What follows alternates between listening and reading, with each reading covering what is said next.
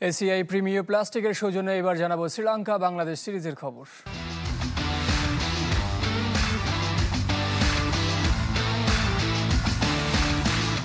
Candy থেকে ডাম্বুলার পথে series cover করতে যাওয়া বাংলাদেশি সাংবাদিকরা হঠাৎ দেখতে পান লঙ্কান ওপেনার পাথুম নিশাঙ্কাকে।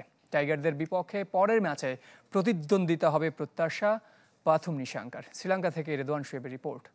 চায়ের কাপে সমাজ বদলের ঝর্ণা তুলে আগে গোছান নিজেকে। প্রিমিয়ার টাইটানিয়াম আলমিরা, গুছিয়ে ফেলুন জীবনটাকে। ক্যান্ডি থেকে আমাদের যাত্রা দ্বিতীয় টি-20 ভেন্যু ডাম্বুলা।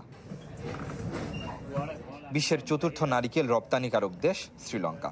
পথে ঘাটে ডাব নারকেলের ছড়াছড়ি। প্রতিমধ্যে নালন্দা নামের এক জায়গায় ডাব খেতে নামলাম বাংলাদেশ থেকে আসা আমরা 6 সাংবাদিক। তখন কে জানতো আমাদের জন্য অপেক্ষা করছে চমক। একই জায়গায় ডাব খেতে নেমেছেন লঙ্কান ওপেনার পাথুম নিশাঙ্কা। টিমবাসে ভ্রমণ না করে 8 মাসের পুত্র আর স্ত্রী এশা কুমারাসিংহেকে নিয়ে একই পথে ম্যাট ব্ল্যাক আউডি গাড়িতে করে যাচ্ছিলেন তিনি।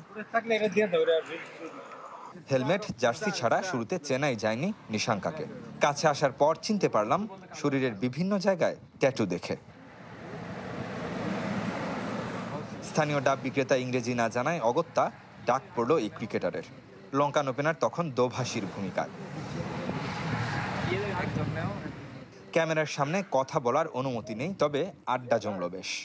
কথা হলো নিজের ফর্মার সিরিজ নিয়ে। প্রথম টি-20তে 16 বলে 42 রানের কেমিও খেলে আগেই বাংলাদেশকে ম্যাচ থেকে ছিটকে দেয়া নিশাঙ্কার প্রত্যাশা প্রতিদ্বন্দ্বিতার। আলাপ শেষে লঙ্কান ওপেনারের সেলফি বন্দী হলাম আমরা।